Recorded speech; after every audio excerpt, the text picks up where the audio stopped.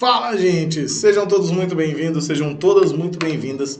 Estamos de volta, chegamos para mais um bloco aqui para a gente falar um pouquinho sobre teoria da linguagem, para a gente conversar bastante a respeito sobre linguagem, a respeito de linguagem, a respeito de linguagem. O que essa linguagem tem, né? De que maneira a gente veio construindo? Só para relembrar um pouquinho você o que a gente viu no primeiro e no segundo bloco. No primeiro bloco a gente conversou bastante a respeito das funções, da linguagem de uma forma um pouco mais subjetiva, né? Assim, a linguagem como um construto abstrato que serve como um processo de relação social, que serve como um processo de interação. Essa palavrinha de relação socio-interacionista não pode sumir nunca da tua cabeça, exatamente porque a gente entende como sendo a função primordial da linguagem a ser cobrada de vocês. É lógico que a gente não entende como essa sendo a única função a ser cobrada, né? Mas ainda assim a gente entende que tem uma possibilidade muito maior dessa cobrança. Na aula anterior a gente viu a diferença, né? No segundo bloco a gente viu a diferença dos tipos de linguagem, linguagem verbal, não verbal, sempre lembrando que toda forma de conhecimento que você adquirir, tudo aquilo que você conseguir adquirir com relação à linguagem, vai te auxiliar na hora de responder às suas questões, vai te auxiliar na hora de você responder aquilo que você precisa, dentro da perspectiva de uma aula mesmo, né? Dentro de uma perspectiva de uma prova. Ah, Wagner, mas é uma prova muito mais linguística, sempre existe uma lógica e um porquê. De tudo isso que a gente falou até agora, para essa aula de hoje, eu queria que você trouxesse o seguinte, que você colocasse na sua cabeça aí, de forma muito clara, a seguinte ideia. A gente vai trabalhar aqui com funções da linguagem que estão relacionadas diretamente aos nossos objetivos. Ou seja, a linguagem tem um objetivo e você sabe disso, né? Assim, a gente já trabalhou com essa ideia, eu passei para vocês a ideia de que não existe nenhum texto que seja um texto minimamente, vamos dizer, inocente. A gente sempre vai trabalhar com a ideia de que os textos não são inocentes.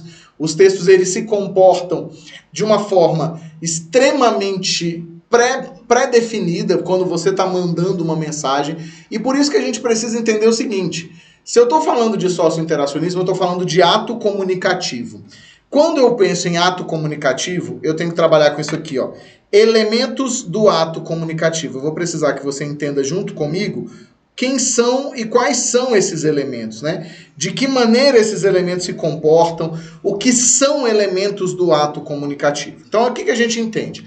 Toda vez que você vai estabelecer uma relação comunicativa, ou seja, todas as vezes que você vai se comunicar com alguém, eu estou me comunicando com vocês, vocês estão me ouvindo, né? Mas todas as vezes que a gente vai se comunicar com alguém, a gente precisa ter a noção de que esse processo comunicativo, ele é um processo que vai sempre envolver 6 elementos. A gente costuma chamar de elemento ou, como eu prefiro, atores do ato comunicativo. Por que atores do ato comunicativo? Porque literalmente cada um tem um papel a ser desempenhado, né? Assim, é a gente pegar a lógica mesmo. Assim, eu chamo de ator porque o ator desempenha um papel dentro de um determinado cenário. Quando eu estou falando de ato comunicativo, eu estou falando exatamente disso. Eu estou falando de alguém que vai ter que necessariamente ter outro alguém para receber aquela mensagem, e isso tudo construído dentro de um processo circular. Há um processo essencial na linguagem, que é o processo que nós entendemos e que nós chamamos como processo de, literalmente, sistema. A linguagem é sistêmica. Ela funciona de forma lógica porque ela é um sistema.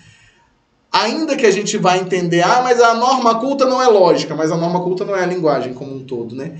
A interpretação é lógica. Tudo é lógico. Por quê? Porque tem motivação. E a motivação que eu preciso trabalhar aqui com vocês é essa. Tem um objetivo. Todas as vezes que eu estabeleço uma relação de comunicação, essa relação comunicativa, ela tem necessariamente uma inspiração num objetivo e por isso que ela vai ser modificada. Quer ver o que eu quero dizer? Vamos começar por esse elemento aqui, ó.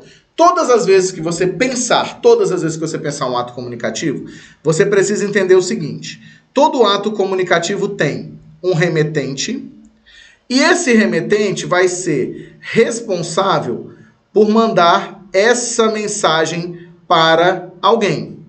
Então eu tenho um remetente e um destinatário.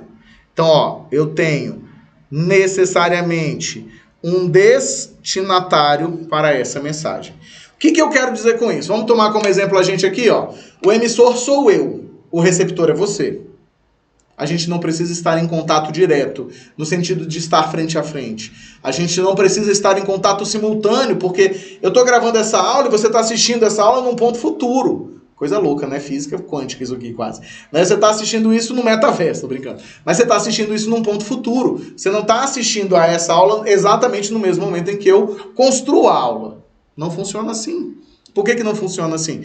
Exatamente porque nós estamos aqui agora, né, estabelecendo um processo de comunicação que vai se utilizar da tecnologia para que você consiga usufruir dessa aula. Beleza, antigamente isso era impossível. Antigamente você precisava estar no mesmo momento que alguém dentro de uma sala de aula para ter essa aula. A modernidade nos trouxe essa facilidade, mas não altera o sistema comunicativo.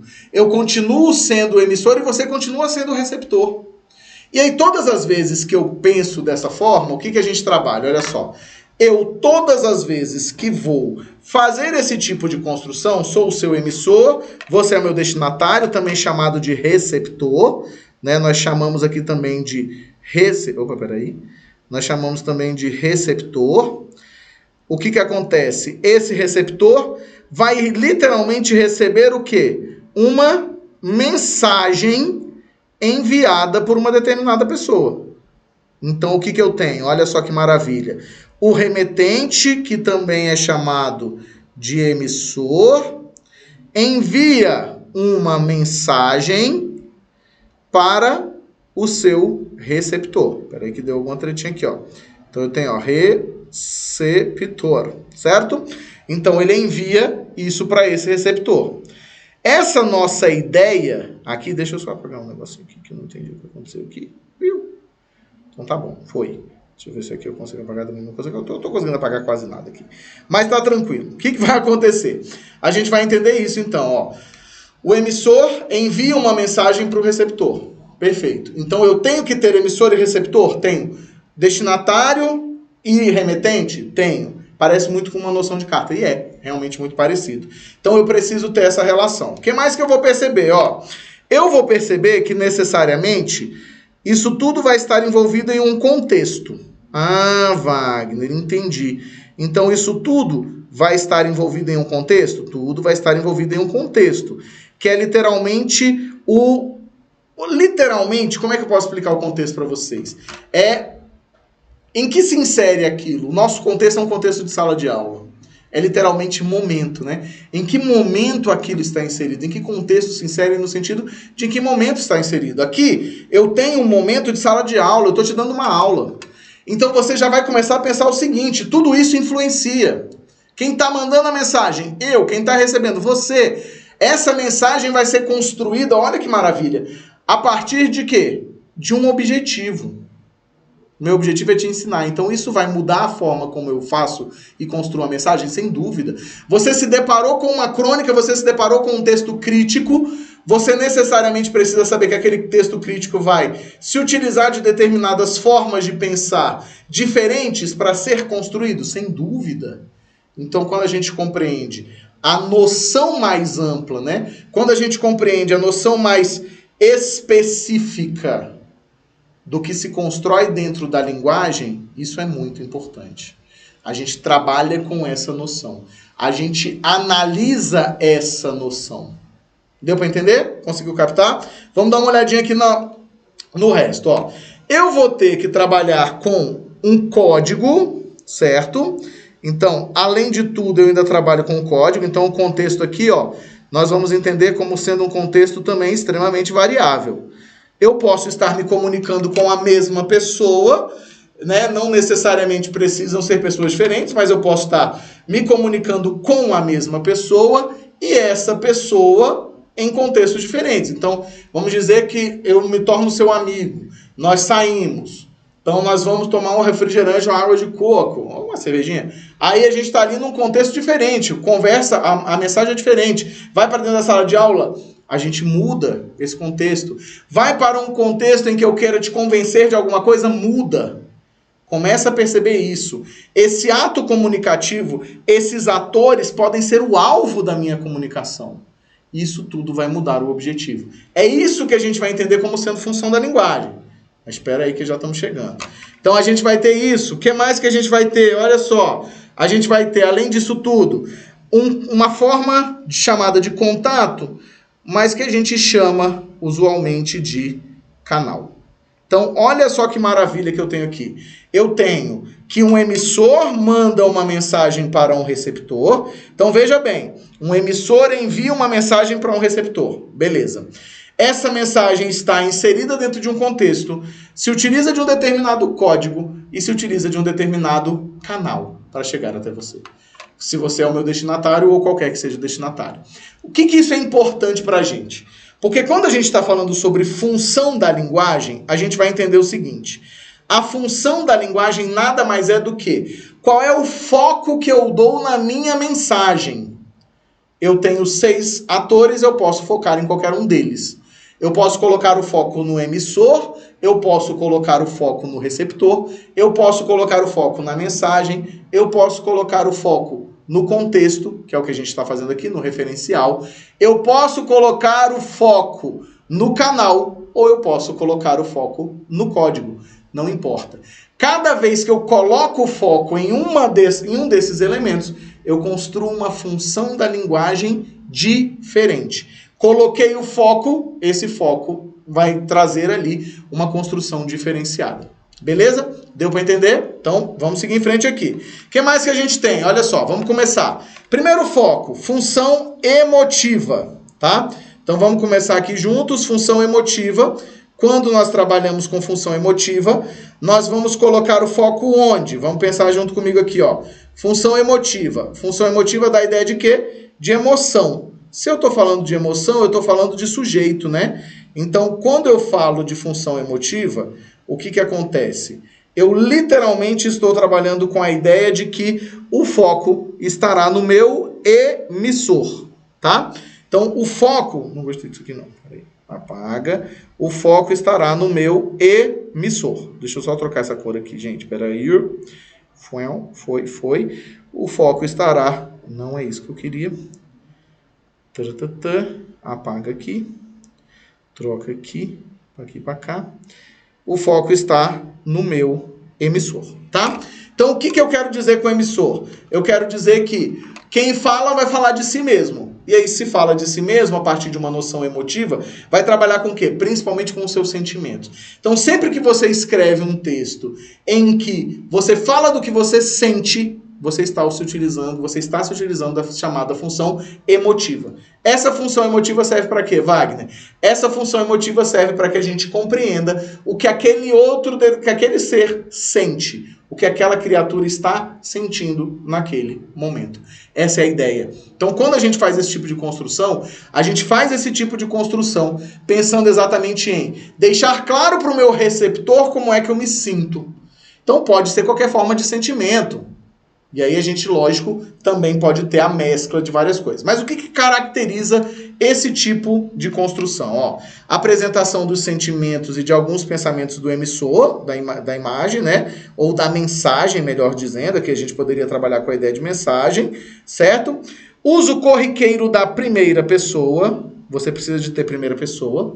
Muito comum em poesias. Muito comum em poesias também. Então, se eu chego para vocês aqui, né, se eu faço uma construção de qualquer tipo de texto em que eu falo sobre os meus sentimentos, prevalecerá a função emotiva. Wagner, por que prevalecerá? Porque eu posso ter outras coisas envolvidas. Eu posso usar os meus sentimentos para te convencer. Ah, olha aí, eu posso misturar coisas. Eu posso tentar te convencer de um sentimento meu por meio de uma estratégia linguística e aí eu mesclei funções. Então bota na sua cabeça isso. O foco é um dos elementos daqueles 6 atores que a gente viu. Só que eu posso ter um foco e me utilizar de outros focos. Isso é muito interessante. Trouxe aqui para vocês darem uma olhadinha, num dos meus exemplos preferidos da vida, com relação a essa noção, que é um trecho do Pequeno Príncipe, que eu acho um dos trechos mais lindos existentes, tá? Que é o seguinte, se tu vens, por exemplo, às 4 da tarde, desde as 3 eu começarei a ser feliz. Quanto mais a hora for chegando, mais eu me sentirei feliz. Às 4 horas, então, estarei inquieta e agitada. Descobrirei o preço da felicidade. Mas se tu vens a qualquer momento, nunca saberei a hora de preparar o coração. É preciso ritos. Então é um trecho em que, o famoso, né, trecho em que a Rosa fala com o Pequeno Príncipe e ela demonstra para ele exatamente essa relação, vamos dizer assim, de dependência do rito, né, do ritual. Saber alguma coisa, se colocar de uma determinada forma, né? Então você percebe que ela está falando sobre eu poderei ser feliz, está falando sobre os sentimentos dela mesma. Ok? Tudo bem? Vamos em frente? Vamos lá. Então, primeira função emotiva, onde é que eu boto o foco? Eu coloco esse foco em mim. O emissor coloca o foco nele mesmo. Ele quer demonstrar como ele se sente. Segunda funçãozinha para a gente dar uma olhada, famosa função poética, tá? A função poética, ela funciona de que maneira, Wagner? A função poética foca na própria mensagem. O foco está na própria mensagem. É quando você se utiliza da estética da mensagem para construir um texto. Então você se utiliza da estética da mensagem. Então você já vai pensar aqui, ó, ela se utiliza normalmente, né? Normalmente, para não dizer sempre, né? Da estética. Você mudou a linguagem, você se utilizou de elementos básicos da escrita. Você se utilizou principalmente da estética da linguagem. Você tem função poética. Quando é que essa função poética prevalece? Sempre que você vai comunicar, e o seu objetivo é comunicar por meio da estética. Vamos dar uma olhadinha? Aqui a gente tem o exemplo dos exemplos. Né? Você com certeza já viu isso aqui em algum momento na sua vida, que é o chamado lixo formado com palavras luxo, né? Um poema concreto do nosso Augusto de Campos. Esse poema concreto, o que ele quer dizer com isso? Né? A gente trabalha com a ideia de que, para o Augusto de Campos, o luxo se transforma em lixo e o lixo se transforma em luxo. Né? Você tem... isso aqui é uma poesia de contracultura, praticamente. Né? Então, o momento de produção faz muita diferença. Mas você percebe que a estética... Olha isso aqui, cara. Você construiu uma palavra lixo, a partir das palavras luxo. Cada vez que você se utiliza da palavra luxo, você está construindo. Então, você não comunica somente pela linguagem, pela escrita, mas pela própria visualidade, né? Assim, a própria noção visual daquele determinado poema. Por isso que a gente vai dizer que aqui a gente tem a prevalência de quem? Da nossa função poética, que é a função que foca na estética, né? A comunicação se dá por meio da própria mensagem, da forma da própria mensagem, é mais presente nas poesias e é importante analisar quando ela prevalece. Então, toda poesia tem função poética, Wagner. Toda poesia tem função poética, sem dúvida. Mas ela só vai prevalecer a partir do momento que você tiver o quê? O meu objetivo aqui foi construir a mensagem transmitindo alguma coisa. Não é o que constrói a mensagem, é a própria estética da mensagem. Essa é a diferença, né? Não é só a mensagem comunica, porque toda mensagem é uma comunicação, mas a forma da mensagem, o processo estético da mensagem é comunicativo. Opa! A partir desse ponto você já tem uma função muito estabelecida. Aí a gente parte para uma das funções mais utilizadas dentro da linguística, dentro da linguagem de forma geral, que é uma função chamada de função, olha que maravilha, função apelativa. O que é a função apelativa, né? Apelativa que pode ser que vocês encontrem em determinados momentos como conativa, tá? Deixa eu só apagar aqui. Então ela é uma função também chamada de função conativa. E o objetivo dela é bastante claro, ó. O foco está onde? No receptor da mensagem. Então o foco vai estar no receptor da mensagem. O que eu quero com isso? O objetivo é o quê? Convencer. Tem como objetivo convencer o leitor. Então, todas as vezes que o seu objetivo é um objetivo de convencimento, você tem função apelativa prevalecendo. É lógico que você vai se utilizar muitas vezes de outros elementos. É lógico que você vai se utilizar da função apelativa e muitas vezes de uma função referencial, que a gente ainda vai ver. Claro que você pode ter isso. Você vai mesclar funções. Mas você tem que pensar o seguinte: se eu estou tentando te convencer de alguma coisa, qual é o meu objetivo com esse texto? Te convencer. então vai prevalecer a função apelativa. Por isso que a gente vai ter características, estratégias linguísticas, que são estratégias bastante comuns na hora do convencimento. Por exemplo, você tem lá uma campanha de adoção de animais. Campanha de adoção de animais abandonados. Você vai colocar o quê? Um cão raivoso? Não, você vai colocar a imagem de um cachorro com uma carinha pidona, por exemplo. Porque a partir desse momento, você está tentando convencer alguém a adotar aquele cachorro. E aí você apela para o quê, né? Assim, por isso que é apelativa. Você vai apelar para determinadas construções que são construções que possam demover ou comover o seu leitor a aderir àquela ideia. Então, quando você vai tentar fazer o convencimento, vamos pensar, você está fazendo um convencimento sobre uma tese. Você tem lá uma forma de pensar. Você quer convencer alguém sobre essa forma de pensar? O que você faz? Ah, entendeu? Você vai trabalhar com aquilo que atinja o seu público. Eu quero convencer alguém a respeito do meu doutorado, eu quero convencer alguém a respeito da minha tese. Eu tenho que utilizar argumentos que sejam do campo científico, senão não adianta. Então você sempre vai ter esse objetivo como balizador do que você vai utilizar, tá? O que mais? Ó, a gente vai ver que é muito comum em publicidade, claro, né? Muito comum em publicidade. E a gente percebe um uso muito corriqueiro de verbos no imperativo. Para quem não se lembra, verbos no imperativo são verbos de comando. Verbos de ordem, em essência, né? Então, ó, tanto comando quanto ordem. São verbos de comando, ou seja, verbos de ordem. Vamos dar uma olhadinha aqui em exemplos. Trouxe para vocês aqui 2 exemplos da publicidade, né? Assim, um da minha época, talvez não seja tanto da época de vocês. O famoso compre batom, né? Que era exatamente uma campanha. Olha aí o verbo compre, né? Era uma campanha de venda desse chocolate, que fez muito sucesso. No canto de cá, uma campanha de vacinação, né? Vence Mais Uma Brasil, dia 11 de junho, vacine seu filho menor de 5 anos contra a paralisia infantil.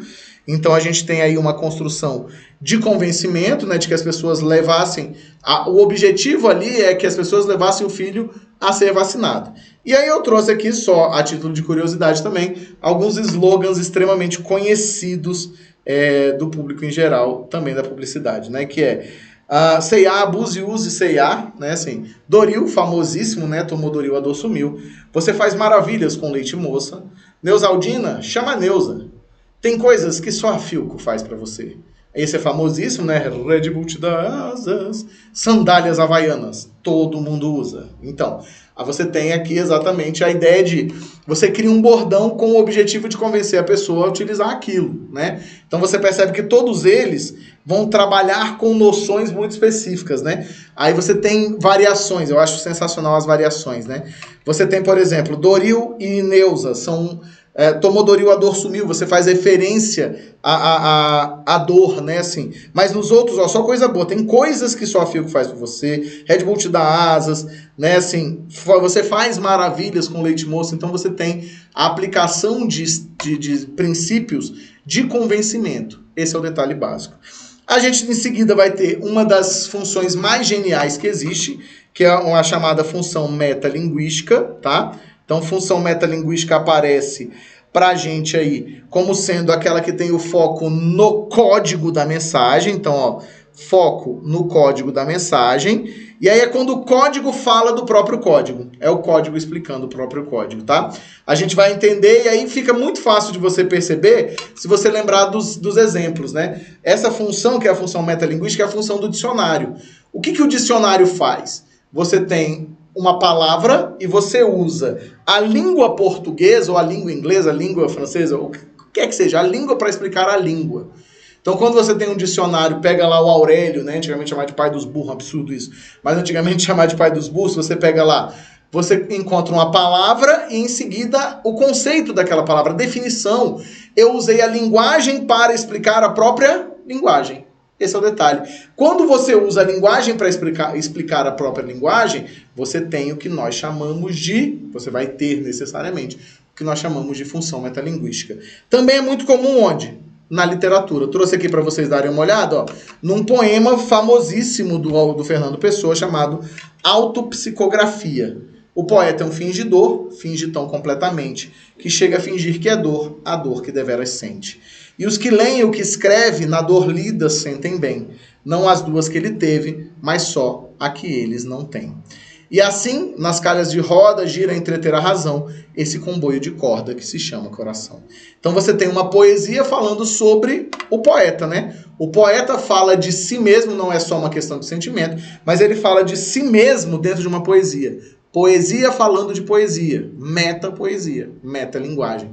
Então é quando a linguagem explica a si mesmo. Quando você está escrevendo um texto que você coloca assim, vamos pegar aqui a ideia, a sustentabilidade, vírgula, ou seja, a capacidade de exploração sem que tenhamos esgotamento da natureza. Você usou a linguagem para explicar a linguagem. As aulas são metalinguísticas. Todas as aulas são metalinguísticas, porque você cria conceitos a partir daquilo que a gente tem. Então, quando você tem lá uma aula, por exemplo, de português comigo aqui, que mais pra frente a gente vai ver um objeto direto, por exemplo, eu conceituo o objeto direto por meio da língua portuguesa. Ou seja, eu uso a língua para conceituar um elemento da própria língua de análise. Aí é metalinguagem em cima de metalinguagem, né? Beleza? Deu para entender? O que mais que a gente vai ter? Vamos lá. Função fática é a função mais tranquilinha de todas, porque é aquela função em que nós vamos ter foco onde? É a função em que o foco está no canal da mensagem, tá? Então o foco fica no canal da mensagem. E aí você vai ter esse foco no canal com qual objetivo? O objetivo aqui, serve para quê? Serve para testar se o canal está aberto. Deixa eu contar para vocês uma história que vai deixar todo mundo muito triste. Sabe quando o seu professor chega e fala, e aí, gente, tudo bem? Bom dia. E ele insiste até que você responda bom dia. Ele não quer saber se você está bem, ele, na verdade, não quer te dar um bom dia realmente. Lógico que a gente entra, a gente vai, né? A gente fala bom dia no sentido mesmo de desejar às pessoas um bom dia, mas quando você fica lá, bom dia, ninguém vai me responder, você na verdade está testando o canal de contato. Você está vendo real se a sua mensagem está sendo recebida pelo seu receptor.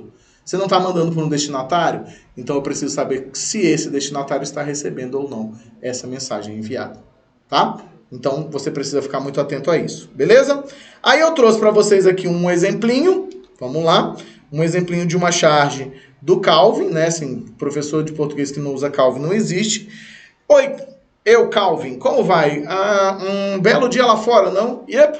Então você tá... Aquele alô, né? Aquele famoso alô, tudo bem? Como é que você tá? É, na verdade, só para saber se a pessoa está do outro lado. Beleza? Para terminar a nossa aulinha sobre funções da linguagem, temos aqui a função da linguagem extremamente importante, que é a que eu venho utilizando com vocês aqui o tempo inteiro. Vamos dar uma olhada? Vamos lá, o que a gente tem? Função referencial é o foco no referente. Mas, Wagner, o que é o referente? O referente nada mais é do que o contexto. Por exemplo, as nossas aulas. Nesse caso, nós temos essa função como sendo a função da explicação dos elementos. Eu explico os elementos apresentados no tema. Então, aqui na aula, a nossa aula é um grande exemplo de metalinguagem, porque a gente está falando sobre língua portuguesa, e necessariamente referencial, porque eu estou fazendo com vocês exatamente uma aula explicativa, né? Assim, toda aula praticamente deve ser explicativa, mas é uma aula que tem por objetivo, colocar, vamos dizer assim, a construção o foco é o que eu estou te explicando. É uma função extremamente referencial, não esqueça disso. Beleza? Vamos dar uma olhadinha aqui nos exemplos para a gente terminar. Então, um exemplinho para vocês aqui, no jornalismo. Aqui um fragmento do caderno de economia do G1, né? Então, fragmento aqui do G1. E um outro aqui, a audiência sobre táxis é cancelada. Beleza? Queria agradecer imensamente a presença de todos vocês, já de primeira, né? Já agradecendo muito a presença de vocês. Espero que vocês tenham conseguido compreender e vocês sempre façam esse link, que é um link muito importante. Qual é o link muito importante aqui, Wagner? É a ideia exatamente que a gente trabalha de que quando eu junto, tá, gente? Quando eu junto texto e função da linguagem, facilita a minha compreensão sobre essa diversidade de coisas. Tranquilo? Beleza? Pegou essa viagem. Então, estamos juntos, pegou essa visão. Bora que só bora e a gente se vê a qualquer momento. Bora lá? Então vamos.